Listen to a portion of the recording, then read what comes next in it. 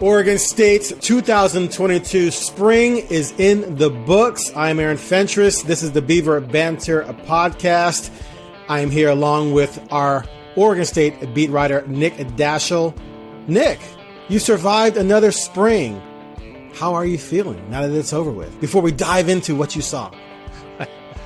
I like it because that means the next few months I can take a breath and figure out some stories I can't usually get to this time, you know, when you're scrambling with basketball and football all the time. So, plus, you know, the 4-hour drive back and forth to Corvallis, you know, so, but it's all good. It was a good spring. It was a good spring for Oregon State. Well, that's good to hear. We'll dive into that. Obviously, we have a lot of topics today. We're going to talk about QB, of course. We'll talk about the sensational freshman running back, Damien Martinez, the offensive line, the defense under Trent Bray, et cetera, et cetera, et cetera. But first, let's just get your big picture view of what you think came out of this spring. Just some quick points before we dive deep into certain subjects about how you think overall the spring went for this program. Because, hey, they had a breakout season last year. There's no doubt about that. And they maybe fell short of what they wanted to do at the end, losing the bowl game, et cetera, and losing some questionable losses down the stretch there. But coming off of that season, making a bowl game for the first time in a long time, this is a huge spring for them. So how do you think they came out of it injury-wise? How do you think they came out of it developmental-wise? I mean, I think I've been saying this for a while, but I think this upcoming season's, it's a window opportunity for Oregon State. The North is it's as puzzle. It's a puzzle as it's been for years. You got Oregon, Washington State with new coaches, Stanford and Cal. You know, Stanford looks a little bit down. Cal, we don't know what exactly they're going to bring to the field. So, you know, and Oregon State's got a lot of pieces coming back and.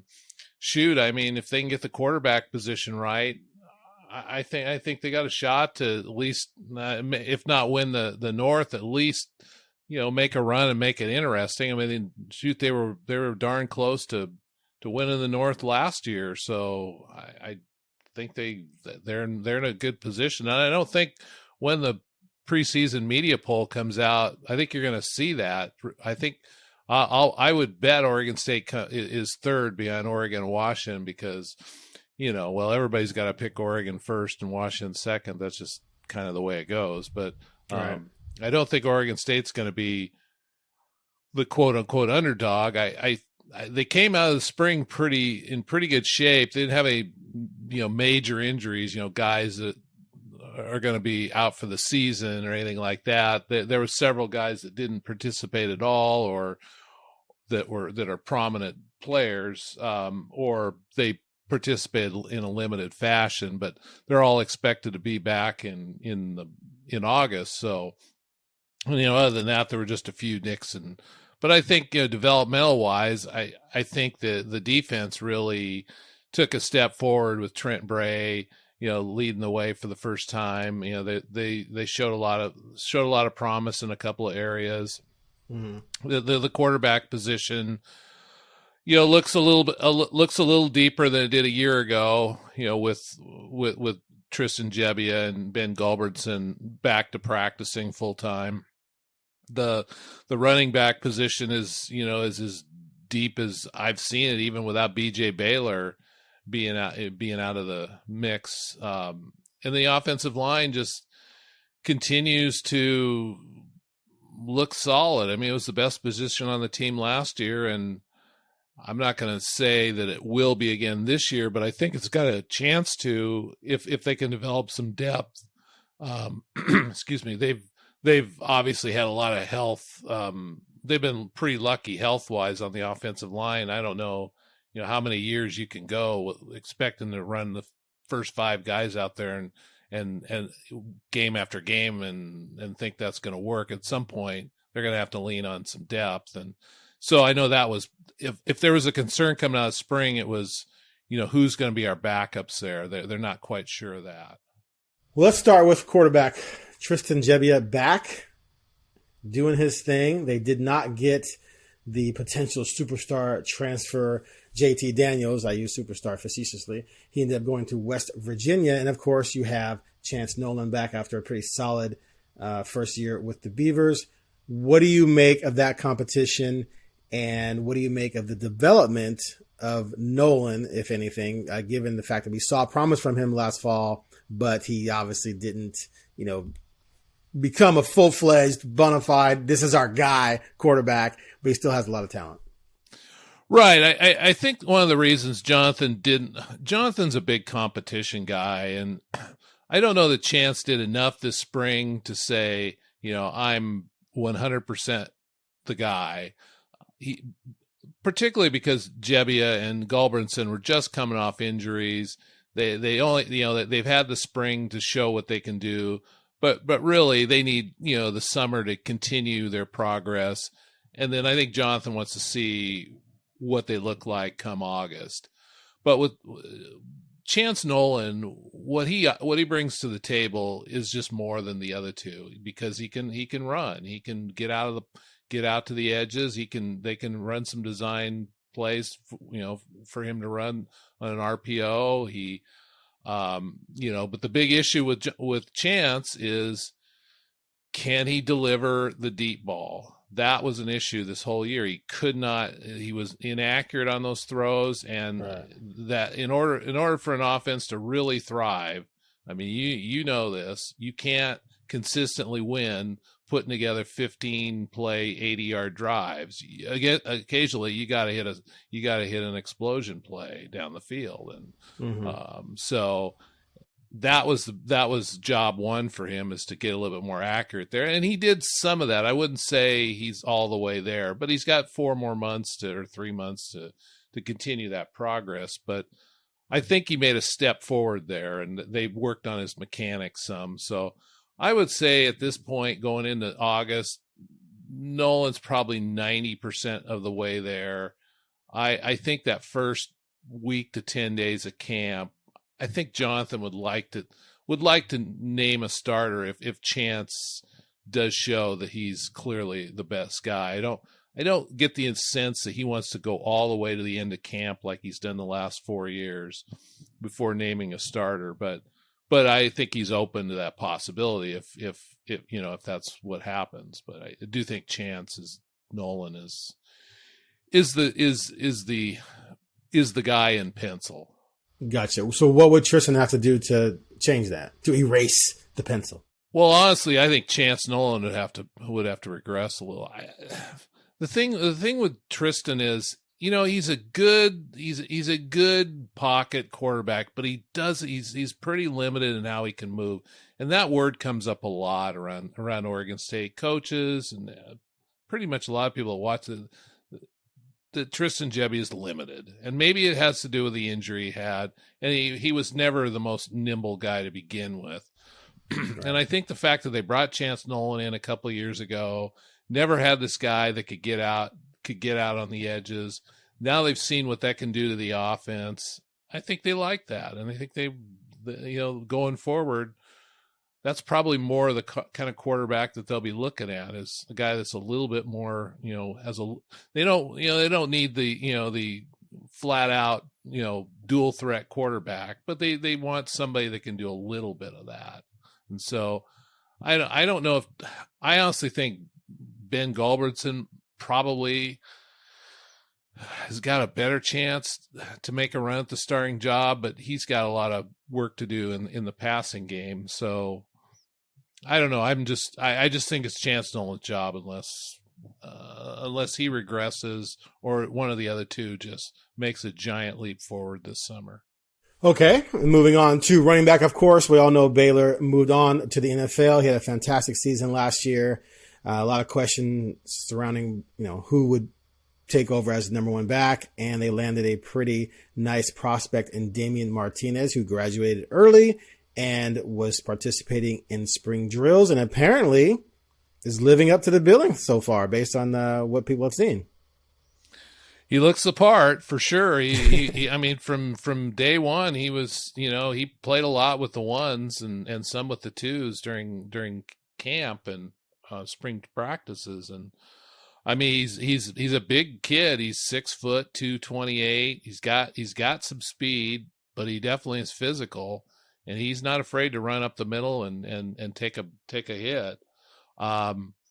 The only thing I would say is that, the fact that he got into practice early at Oregon State's going to be a big positive, I think, because now he kind of knows what he's going to have to do come August. But obviously, if you're a freshman, you just coming out of high school, that's a lot to ask for a guy to be the star.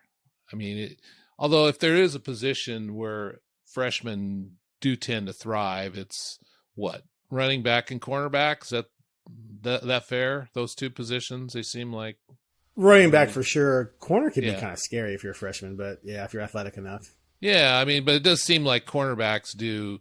Of all the freshmen out there, I would say running back for sure, and then maybe cornerback. But so I mean, he's obviously going to have some things he's got to have to work on. The pass protection is big for Oregon State, and that's not something he's going to pick up right away. But just the basics, take ball, run ball, make a first down and that sort of stuff, he's pretty good at. Beyond that, even if let's say he just isn't quite there, they're still pretty deep there. Desean Fenwick was having a decent season when he got nicked up later in the year last year, and he looked decent this spring too.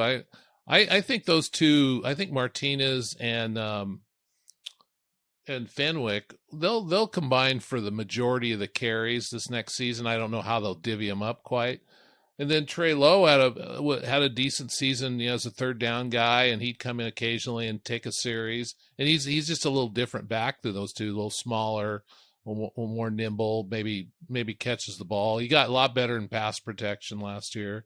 And then the wild card is Griffin from Georgia Tech. He's a transfer from Georgia Tech. A former 4-star recruit, did get a lot of touches down there because they had a BJ Baylor type at Georgia Tech who did most of the running, and we don't know what he brings yet, but obviously he has some potential. So come August, it's going to be exciting to see these four guys, and who knows, maybe there's another guy on the roster that they'll get in the mix too. But I think that's a real position of strength for Oregon State. Well, of course, any good running back needs a good offensive line to run behind. That was clearly one of Oregon State's main strengths last season, especially on offense. Well, let's just say for the entire roster, so to speak, because the running game kind of carried the team and helped the defense. But they did lose two veteran guys off that offensive line. What progress do you think Oregon State made during the spring to fill those two holes and maintain the running game that they've thrived off of the past two seasons? Well, the biggest change they made was they moved Brandon Kipper inside. He'd been playing right tackle the last 3 years. I think he'd started 32 consecutive games, something like that. So they're moving him inside to right guard and moving Tali Fuega into the to right tackle, and he played a little bit of that last year. But those two together, side by side, holy smokes! I mean, they're both 6'6". Both of them are in the neighborhood of 330 pounds. I think Tolly's a little bit bigger, maybe 330-ish, and Kipper's maybe 325, 327. But I mean, that's a mountain of a right side for Oregon State.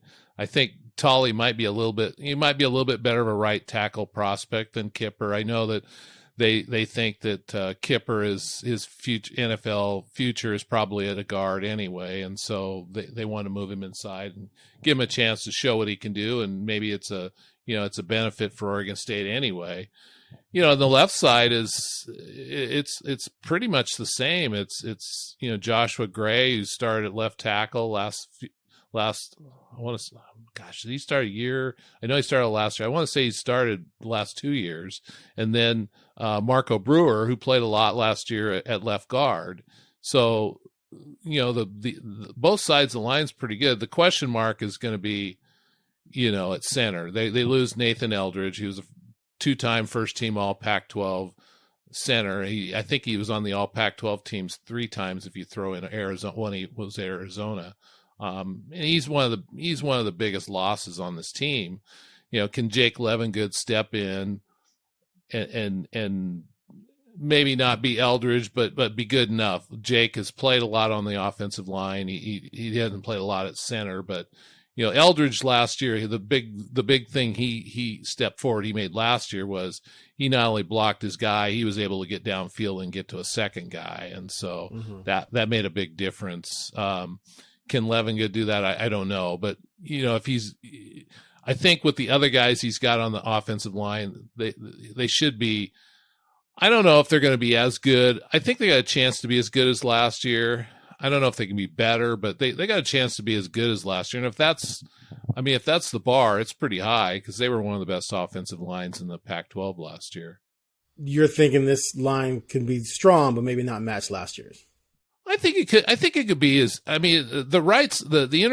interesting part would be the right side. Can the right side be better than last year? Because it's just so huge, and if Tolley can move a little bit better and pass block a little better than Kipper did, maybe they're as good or better than last year because the right side will be better.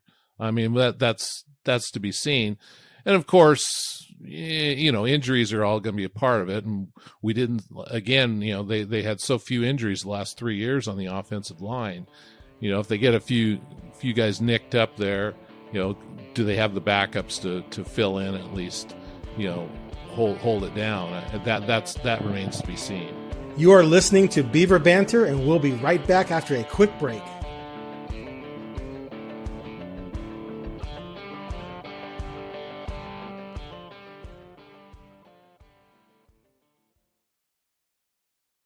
All right, moving on to the defense. Defensive coordinator Trent Bray took over late last season.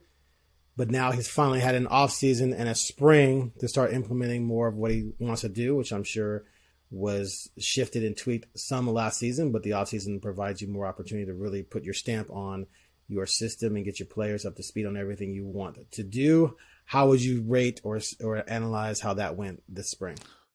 I think it was pretty good. His style is definitely different than Tim Tibesar. He's far more aggressive. He's looking to put more pressure on the quarterback from the outside and throw a lot of looks at it. It's not really a defined 3-4 scheme like it had been in the past. I mean, I think Oregon State's going to be as much 4-3 as they'll be 3-4, and frankly, they may not even be in that because I think they like to play they like to put 5 DBs on the field a lot. So. But I do think that the difference is going to be what they have on the outside up front. They just have a different mix up there than they did a year ago, and those guys are pretty talented. They have a new. I think the guys they're going to start they didn't even play last year. Andrew Chatfield, who's a transfer from Florida, he's a 260-pound offensive outside linebacker, and he couldn't play last year because he was ineligible. But he looked, when they cut him loose this spring, he looked good. And John McCartney's always been a playmaker. He didn't play last year because he had a hamstring injury, but he's another big guy, 6'5", about 250, and he's a playmaker. Not just getting into the backfield, but he can get back into pass coverage. And he made a couple of key interceptions earlier in his career to save a couple of games. But they're just deep. They're really deep at that outside linebacker position. So it'll be interesting. And I think that's, kind of where Trent's going to make it is making plays in the backfield. If they can get back to doing that again with a lot of aggressiveness, it could be an exciting year for this defense. But that maybe can only happen if the secondary takes a step forward, correct? So where do you think things went, or how do you think things went in the spring for that group? Well, that was, of all the things that happened this spring, I would say what the secondary did was probably the most impressive. They were good. They took a step forward with just pass coverage. In all the drills, the 7-on-7, the 1-on-1s with receivers. They won most of those battles, and they got a lot of guys that were winning the battles. And, again, you don't know, maybe it's the receivers. Yeah, I was going to say. But it's pretty much the same receivers that have been there the last couple of years, and the defense hasn't been winning those battles like they did this spring. They were glue on those guys, regardless of where it was going, deep, short. I mean, they won a lot of battles, and I mean, it was, with a secondary, it doesn't matter how good you are if you can't put some pressure on the quarterback. It's hard to cover for too long. But I think of the combination of the more pressure up front, I think they could have a pretty good year. They've got some depth back there now, and they have now they have two coaches in the back instead of one. They hired a cornerbacks coach to go with Coach Blue, and so now they've got two guys back there, working, and it seems to be working, at least with the unit. I just thought they looked remarkably better than they did a year ago. Now, last season, Oregon State, I think, ranked 11th in pass defense yards per game. Of course, that can sometimes be misleading. They did have 15 interceptions, though, which was up there in the conference. Do you think that a lot of that was lack of pressure, or a lot of that was lack of coverage, or just combination last year? Oh, I think it starts with the pressure. I mean, like I said, I mean, you can be all Pac-12, but if you got to cover a guy for 4 seconds, it's hard. It's hard to cover a guy for very long. So it all comes down to what happens. Tied for 9th in sacks. Yeah. I mean, they just, and it's not only just sacks. It's, can they just hurry a quarterback? Can they hit him? Can they make some other plays in the backfield? Those sorts of things. But, yeah, I mean, if they can get to where they're even middle of the pack in pass defense, I mean, that's a step forward, because this team's always going to be led by its offense with Smith and Lindgren as the coaches. I don't think these guys are ever going to be top 3 in the conference in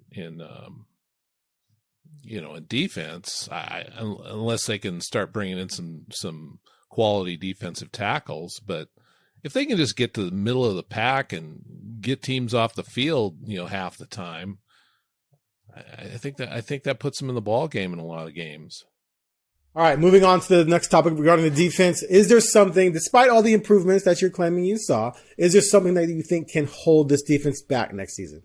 Sure, it's a defensive line, and that's always the case with Oregon State. Well, I should say the defensive line, and then let's see what happens at inside linebacker.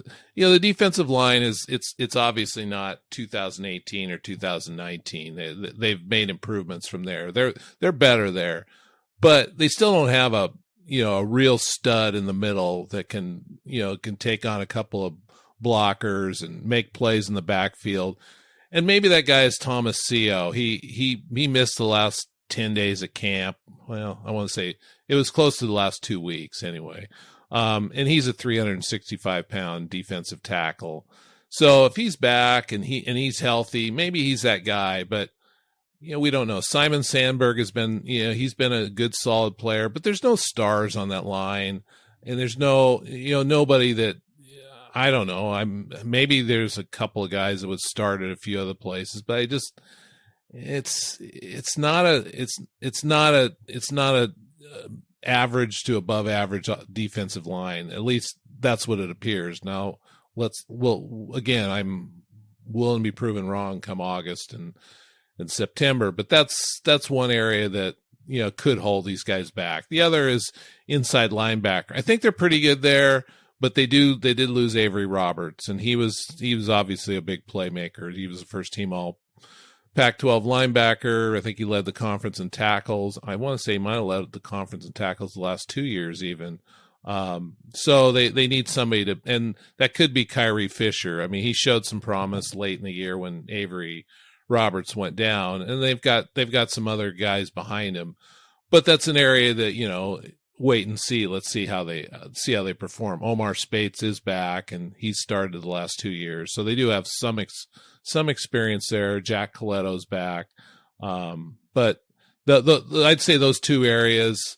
I'm in a wait and see mode on those two areas.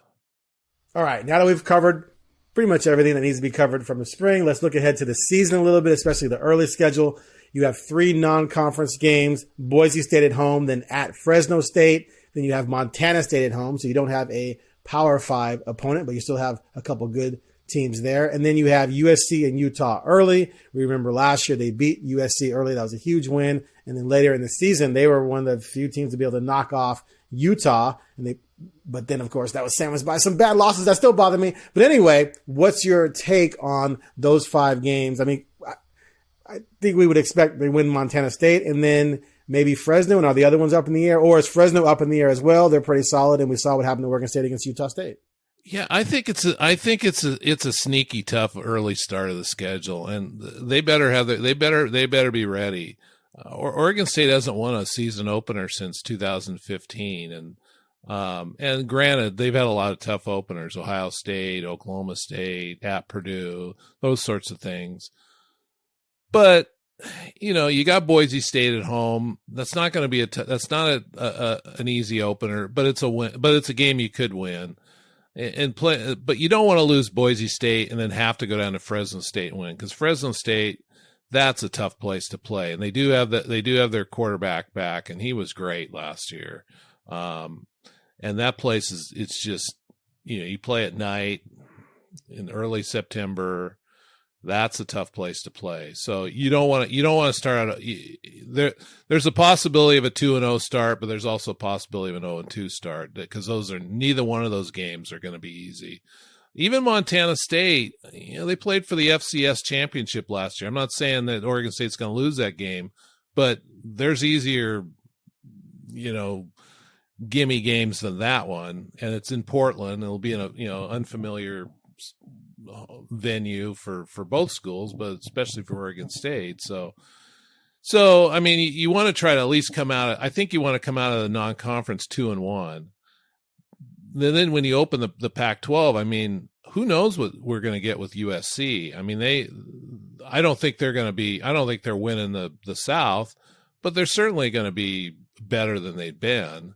And that's a conference opener I'm really looking forward to, because I think USC is going to be good, but they're not going to be great. And if that's when Oregon State could win, I think the place is going to be full. It will give the fan base and the team some energy if they could win that game.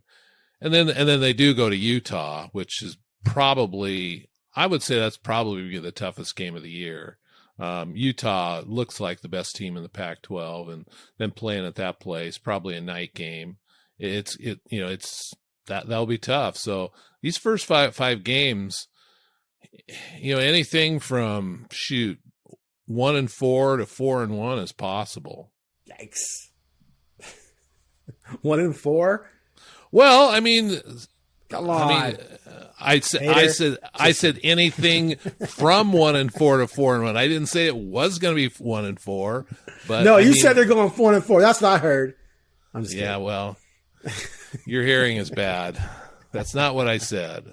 I mean, I think if they can start 3-2, that's a promising start to the season. But it could be even better than that. But it might not be. So, but it's not the kind of opening that I've seen easier schedules for first 5 games than this. Let's just put it that way. Fair enough. All right, let's move on to a team that we always know is going to be over 500 and well over 500. The Oregon State baseball team, which is 28-8, 10-5 in conference. They're in the second half of the conference schedule. They got UW coming up soon, and then Oregon. Oh, well, 1 against Oregon, 3 Utah, 4 Oregon. Damn. And then they end with Arizona and UCLA. What's your big picture view on where this program is right now, where their season is headed? And is it reasonable for them to be a top 8 seed? Is that something that could happen? Well, we never know what the NCAA is thinking, because they don't turn out any previews like they do in basketball for seeding. But clearly Oregon State's, among the top 8 at this point. They're ranked in the top 4 or 5 and as high as 2 in some polls at this point. They're tied for first in the Pac-12 with Oregon, but they do have a pretty tough finish to the season. This weekend series with Washington would not be considered. That seems like one that probably needs to be a sweep, but definitely need to win the series to stay in the discussion for top 8. And then I think that the Utah, which will be a sneaky tough series, because Utah seems, even though they're not one of the better teams in the Pac-12, they seem to give everybody trouble. In fact, I think they just won a series at Arizona. So, but then Oregon State's got to finish the season. They have 5 games against Oregon. 3 of them are conference games, and those will be that's the home games. Arizona and UCLA, probably 3 of the top 4 teams other than Oregon State in the conference are their 3 final series. 2 of them are at home.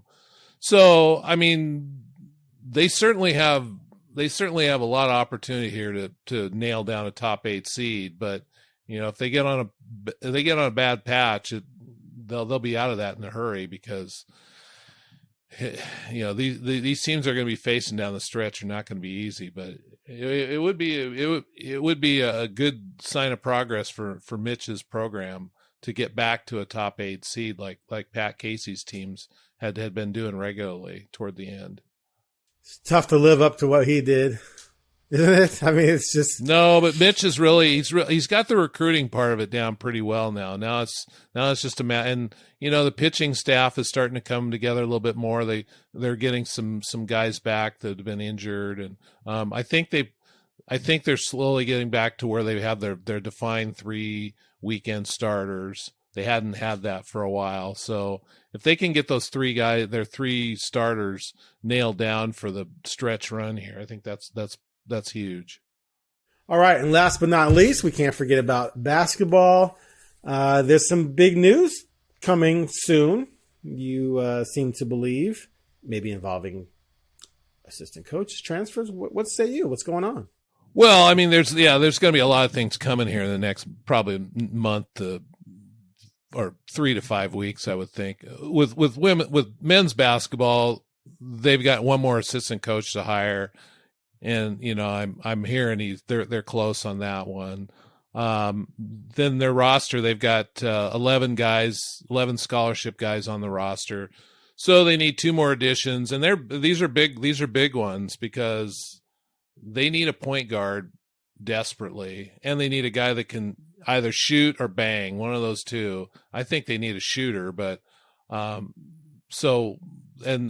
expecting those guys will be showing up here in the next month or so. I think there's no buddy that's on the horizon that I think is going to sign here in the next couple days, but I do think a couple of those, at least one of those players is coming soon.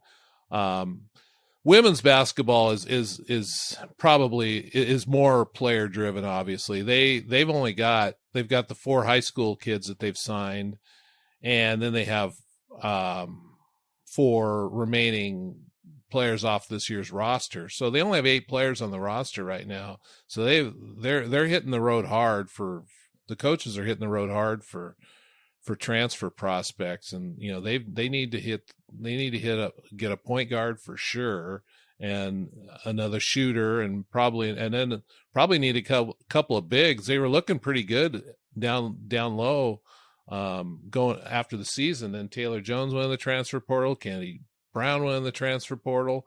Suddenly all their depth, near the basket went away. And so I think they're going to need to go find another big too. So I expect Oregon State women are going to probably land, 3 or 4 transfers here in the next, week to 5 weeks or so.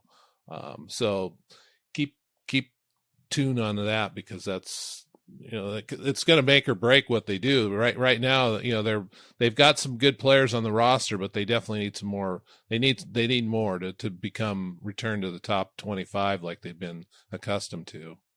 All right, I think we've exhausted all of these topics. Anything else you want to touch on before we check out here? No, I think that's probably the Research Stadium will be on the topic here once we get into August, with how it'll look for the fans come game day in September.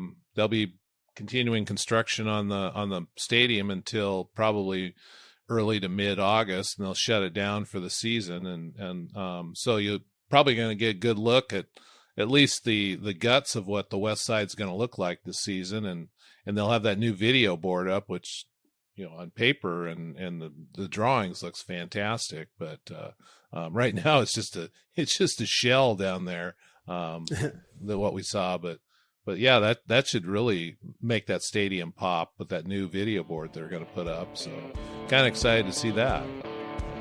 All right, well, that's it for the Beaver Banter podcast. Thanks, Nick, for all of your input on everything Beavers related over the spring. We will be back soon with another episode. Please be sure to click the subscribe button and give us a positive rating. We would appreciate it. Again, I am Aaron Fentress, and he is Nick Daschel, and we'll catch you next time.